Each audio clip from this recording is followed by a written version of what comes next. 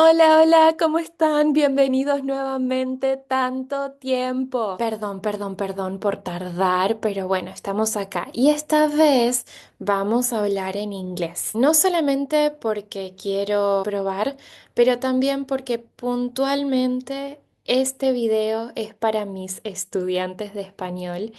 Em, un poco para decirles qué siento cuando dicen perdón cada vez que se confunden. Comenzamos. Okay, so we know language is hard, learning a language is hard. You get tired, you make mistakes, right? And sometimes you even wonder whether if it's worth it or not. So today I want to share 5 reasons. Some reasons kind of inspired by real students, also by me, some stories along the way, videos, just to prove that I'm not kind of wrong. I hope that each quote that I will show you, it's not just a pretty phrase, it comes with a story that might sound a little like yours. Número uno. Every word you learn is a step closer to a new word.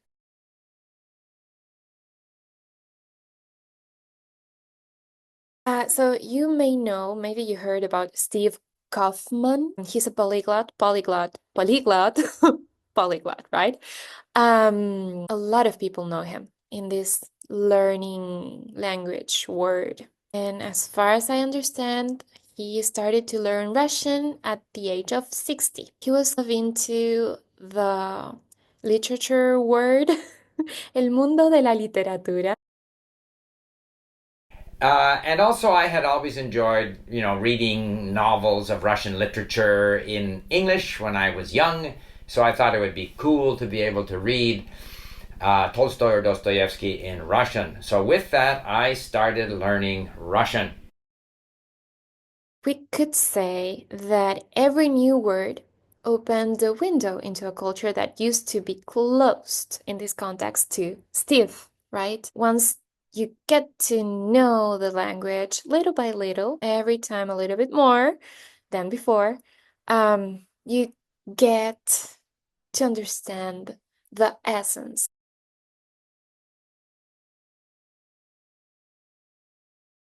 Frase número dos. Your accent is the sound of your story. History.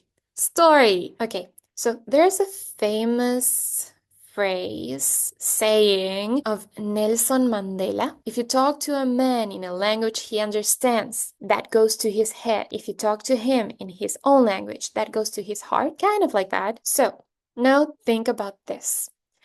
We often assume, for example, that one country speaks one language. For example, México habla español. Or the US speaks English. Or, I don't know, Poland speaks Polish. Or Russia speaks Russian. But what happens to this? You run your own channel and you have broadcasters that work for you. What kind of guidelines or tips do you give them in terms of presentation and speech? I have a lot of problem when it comes to Is it pronunciation? when we call them for auditioning. It's a big problem. I have a problem with pronunciation there. So I do quite a lot in terms of training and reading of the scripts with most of them that we finally shortlist to have. Out of about 15, we may not be able to shortlist more than 2. Before they read any script, we must go through the scripts with them. But that's not the way it should be. So the question is, where is the problem? Before I go, Yes. there's a matter we must pay more attention to now. Okay. Before Nigeria breaks up before our eyes. Can we use language to bring ourselves back together. together? But then, you know, we have more than 520 languages and dialects in Nigeria. Yes. How do you bring Nigerians together with 520 different languages? Did we not talk about Pidgin English? That it's been on the drawing board for a long time. We're trying to see how Pidgin English can become a lingua franca. Binds all of us together. It We can certainly speak does. Pidgin and we'll be able to communicate properly with ourselves, with one another. Actually, this made me think What happens to people that has to learn another language?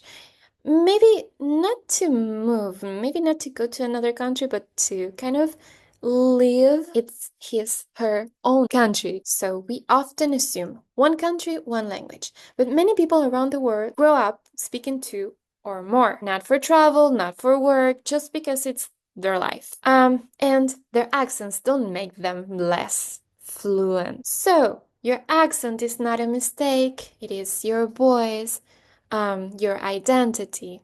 Just own it.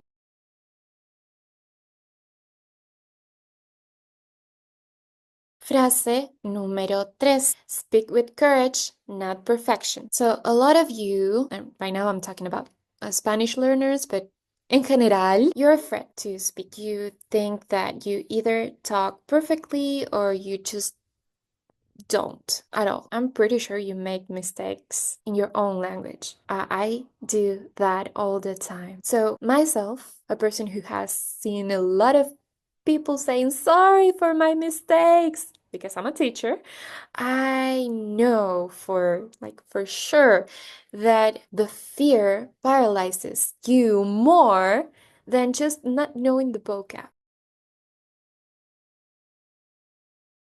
We can all agree on one thing. Mistakes are bad. Mistakes are the red crosses on exams. Mistakes cost us opportunities and jobs. What if mistakes are connected to freedom? Gandhi said, "Freedom is not worth having if it does not include the freedom to make mistakes." But I would go a step further and say that mistakes are a necessary part of freedom. So many students are not free, prisoners in their own minds, enslaved by their education.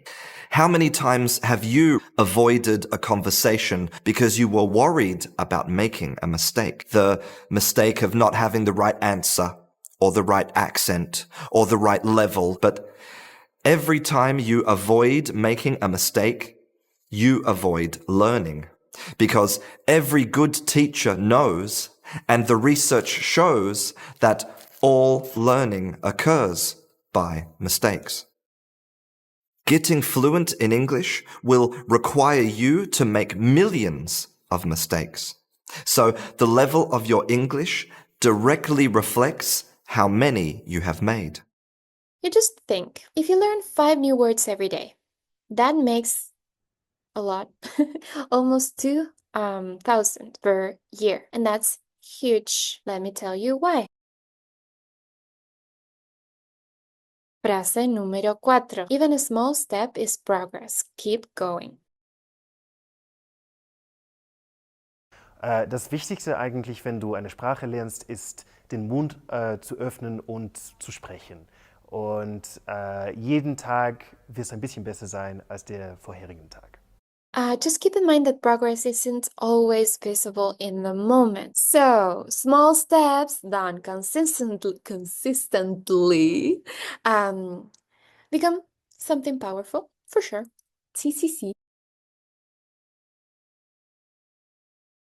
Frase número 2. Mistakes are proof that you're trying.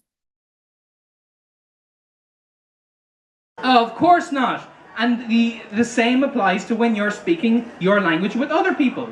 It's okay to get your word orders wrong. Maybe you'll get the tones wrong in a couple of words. That's fine. Make the mistakes, but communicate and use the language. And as you use it, like riding a bike, that first time you'll be very wobbly, but you'll get better and better and better. You will not get better by not using it. I hope at least one of these stories spoke to your heart.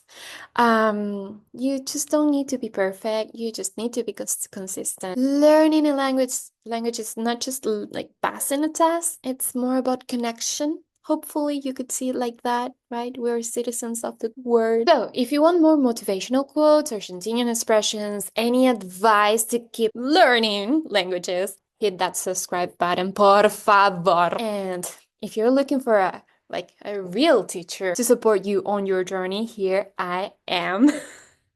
Muchas gracias. Thank you so very much for watching this video. Nos vemos.